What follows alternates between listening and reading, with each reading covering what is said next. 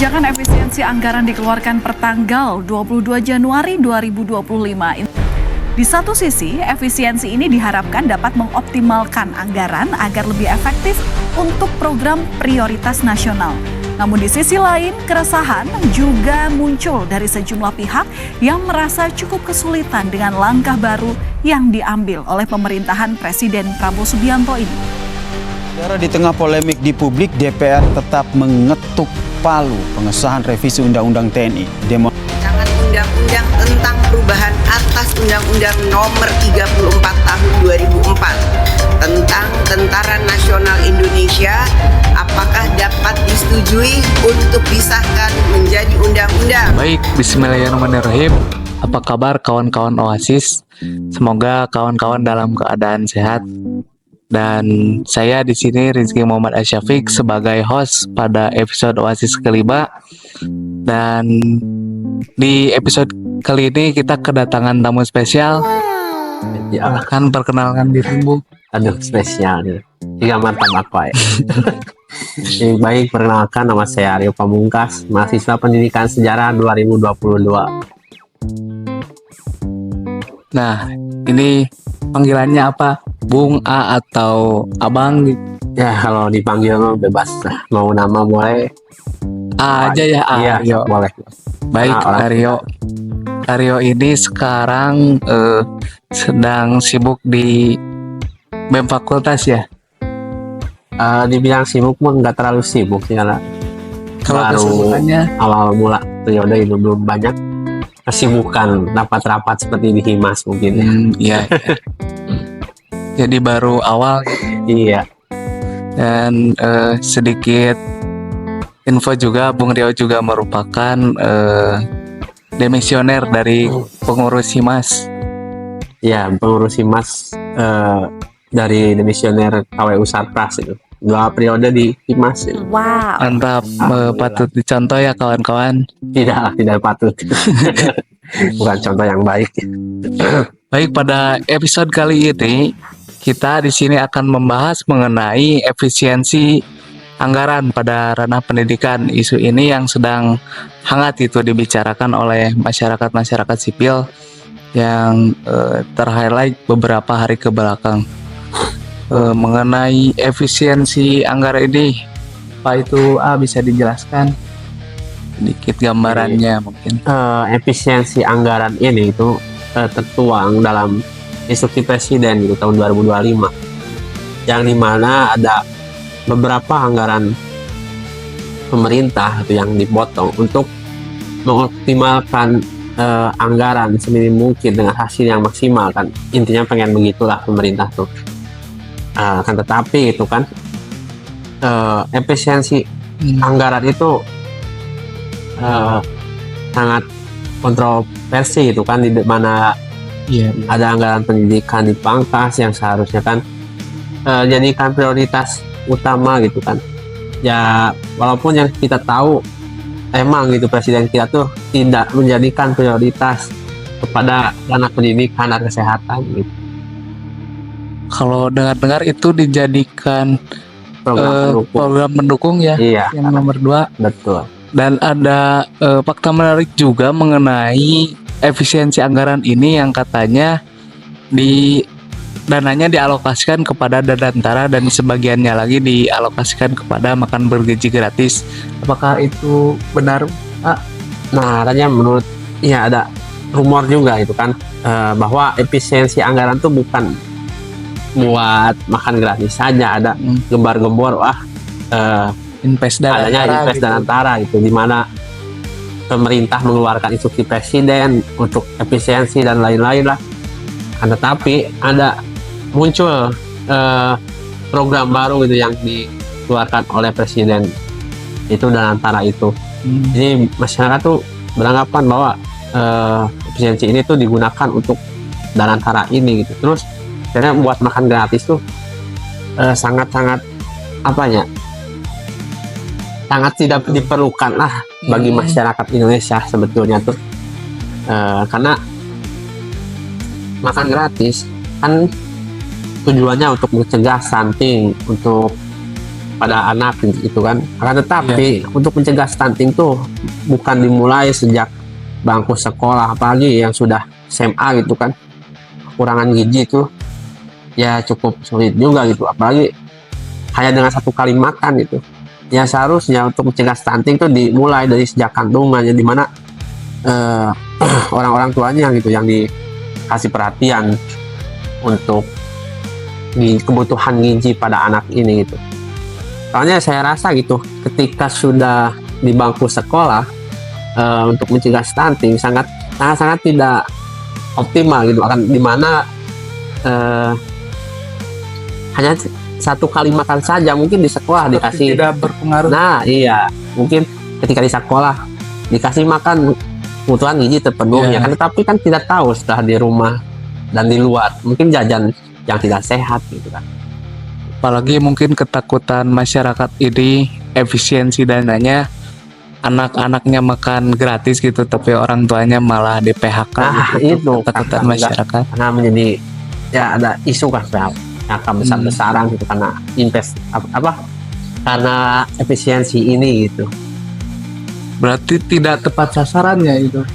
Ya makan gratis. Seharusnya yang diefisiensikan itu bukan pendidikan. Betul, karena pendidikan di Indonesia gitu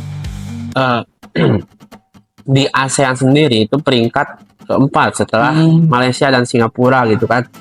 Itu tuh sebelum diefisiensi, sebelum dipotong dananya, apalagi setelah dipotong kita mau peringkat keberapa gitu. Iya, jadi di Tasikmalaya itu sendiri gitu kan banyak sekolah-sekolah tuh tidak memiliki standar yang sama. Coba kita bandingkan gitu, sekolah yang di pinggiran kota dengan yang ada di kota pasti memiliki perbedaan gitu, dari segi fasilitas, dari ya segi guru-gurunya mungkin ya ada perbedaan lah gitu. Jangan jauh-jauh kita keluar pulau gitu, di Tasikmalaya sendiri aja gitu kan masih ya begitulah pendidikannya.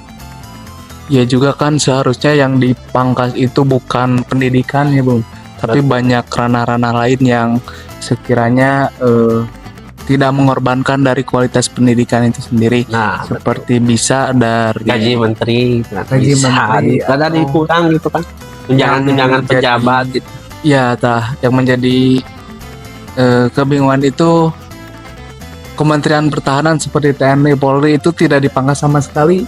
Katanya iya, karena pertahanan tuh dijadikan prioritas utama gitu kan. Jadi program utama presiden kita ada kan pertahanan, kemudian pertahanan mungkin presiden kita siap-siap gitu mau perang gitu. Jadi dana buat pertahanan TNI Polri tidak diamankan, mungkin makanya terjadi gitu kan, ada banyak demo besar-besaran gitu kan di berbagai daerah dan kota.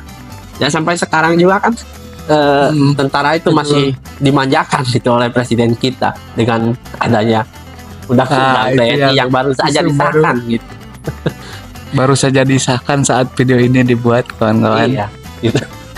Jadi ya jadi bukannya memberikan lapangan pekerjaan buat rakyat itu, malah presiden kita tuh memberikan lapangan, lebih memberikan pekerjaan buat temannya gitu, karena kan presiden kan dulu dari tentara gitu kan. Nah, yang jadi kebingungannya itu gitu, toh kenapa yang dititik beratkan pada efisiensi ini justru yang berkaitan dengan masyarakat sipil gitu, seperti pendidikan, kesehatan, toh yang di atasnya tidak gitu. Itu yang menjadi kebingungan. Masyarakat, pemerintah gitu berupaya untuk membodohi gitu masyarakat Indonesia gitu. Ya dengan cara ya dilemahkan sektor pendidikannya gitu. Mungkin ketika sudah lemah di sektor pendidikan, ya pemerintah gampang gitu untuk mengacak-ngacak negara ini gitu. Mungkin tidak ada lagi demo-demoan, mungkin tidak ada lagi yang kritik gitu kan. Karena pendidikan tuh salah satu hal yang berdampak gitu. Bahkan ketika Belanda memberikan pendidikan kepada Indonesia saja gitu, dampaknya kan ya akhirnya gitu adanya rasa munculnya gerakan-gerakan nasional gitu. Jadi muncul dari dari pendidikan gitu. Yang awalnya kan ketika politik etis itu, yang dimana Belanda memberikan pendidikan kepada pribumi gitu. Pribumi. Iya, walaupun hanya sebatas kaum bangsawan, elit. iya bangsawannya saja kan, tapi itu cukup berdampak dan memberikan ya Indonesia bisa merdeka gitu ya, walaupun sekarang dilemahkan lagi itu pendidikannya. Memang banyak pro kontra gitu mengenai efisiensi anggaran pada sektor pendidikan ini. Pronya itu masyarakat menganggap bahwa dengan efisiensi kita bisa mengalokasikan dana ataupun memanfaatkan rupiah semaksimal mungkin. Nah, sementara kontra dari efisiensi anggaran ini lebih banyak kawan-kawan, seperti pengurangan kualitas pendidikan yang seharusnya itu diutamakan, dan pada akhirnya seperti contoh dari tunjangan misalnya untuk guru itu malah dinantikan atau dikurang. Nah, Betul. itu tentu mengurangi motivasi dari guru itu sendiri dan penurunan etos kerja dari guru mungkin. Iya betul. Disayangkan. Sangat disayangkan sekali gitu upaya pemerintah yang dengan dalih mensejahterakan rakyat, memajukan rakyat, akan tetapi ya malah sebaliknya gitu kan. Bung, ini kontra atau pro? Kalau saya pribadi ya Dari lebih tadi pendapatnya lebih terdengar tuh seperti kontra ya, Bung. ya saya kontra gitu kan dengan hal ini gitu, karena saya merasa gitu ketika dana pendidikan tidak dipotong saja gitu kan, banyak seperti fasilitas kekurangan. Iya, pendidikan masih kekurangan, apalagi sekarang Sudah dipangkas dipotong gitu. besar gitu. Iya. Dan mungkin sekarang di kampus saja sudah dipadamkan itu lampunya. Jadi malah menimbulkan maling gitu. Nah, kawan-kawan yang di luar Uncil, jam 7 malam itu sudah Iya. gelap ya. Jadi saya ketika ke kampus malam gitu serasa uji nyali gitu, karena sangat-sangat gelap gitu. Apalagi sekitaran gedung ini gitu kan cukup gelap gitu sekarang Uncil ketika malam. Biasanya yang terang gitu dengan lampu di mana-mana. Ya itu buat apa gitu, sebenarnya ya dipasangi lampu tapi ketika malam tidak dinyalain gitu. Itu gedung baru seharusnya jangan dipasangi lampu gitu kan, lumayan efisiensi gitu untuk membeli lampu. Betul. Lebih baik jangan dipasangin gitu, lumayan. Lebih sedikit jelas mungkin dari efisiensi ini memang merugikan banyak pihak gitu ya. Iya. Nah, tapi kenapa yang jadi anehnya itu banyak masyarakat yang mendukung, justru banyak loh. Tidak, memang yang kontranya juga banyak, tapi yang mendukung juga banyak. Itu mungkin ada apa ya, mungkin Ya mungkin karena ya kan tidak keluarga dari suatu kebijakan kan pasti ada yang pro dan kontra gitu, tidak dapat dipungkiri ya. Saya tidak tahu gitu alasan mereka pro. Ya mungkin bagus gitu ya untuk untuk di efek- kesejahteraan diri mereka. Iya kan tidak tahu gitu kan mereka dapat apa. Oke, Aryo ini bisa memberikan mungkin sedikit apa yang patut untuk diefisiensikan dan apa yang tidak patut untuk diefisiensikan. Itu bisa menjadi solusi mungkin ya. Silahkan. Iya mungkin menurut saya gitu yang sepatutnya bukan evaluasi efisiensi gitu kan. Akan baiknya gitu ya kayak hal-hal yang emang penunjang penunjang di properti seremonial. nah iya kan acara-acara gitu ya cukup besar gitu dalam segi biaya, terus kayak biaya-biaya perjalanan. Bisa dibanding luar negeri. Iya, terus kan sekarang rapat-rapat itu kan sudah Sudah diefisiensikan. diefisiensikan dengan cara online. Terus alhamdulillah itu juga bagus lah, saya setuju gitu, dimana perjalanan dinas juga agak sedikit dipangkas gitu karena nggak boleh menginap di hotel yang mewah gitu kan, di Bagus juga tempat biasa. ada bagusnya juga. Iya sangat bagus gitu. Terus subsidi yang tidak tepat sasaran harusnya itu ya sangat cukup dipangkas lah gitu, karena banyak gitu bantuan-bantuan bagi masyarakat tuh yang tidak tepat sasaran gitu. Justru malah bukan ke orang yang Iya, menerima gitu. ya mungkin dari beasiswa saja gitu banyak gitu. Banyak mahasiswa penerima beasiswa yang tidak tepat sasaran gitu. Malah ketika mereka dapat beasiswa gitu digunakan untuk hal-hal lain sih, tidak Hal konsumtif mungkin. iya mungkin, Untuk hal Ya. konsumtif. tapi itu oknumnya tidak banyak gitu, banyak oknum gitu. silakan bila mana ada closing statement dari Aryo. Baik, mungkin sedikit ya dari saya, satu pesan gitu kepada mahasiswa itu jangan sampai mahasiswa tutup mata dengan isu-isu yang ada pada pemerintah saat ini gitu kan. Mahasiswa itu harus melek, harus peka terhadap keadaan, harus peka terhadap sesuatu gitu kan yang terjadi misalnya minimal di sekitar kita lah gitu. Ya mudah-mudahan maju terus lah Dimas ini. Mungkin sekian OASIS pada episode 5 kali ini. Terima kasih kepada narasumber yang telah hadir pada episode kali ini. Terima kasih juga kepada para penonton yang telah menonton. Dan mohon maaf apabila ada kesalahan tutur kata dari kami. Kami, keluarga Kominfo 2025 mengucapkan minal aidin wal faizin. Mohon maaf lahir dan batin.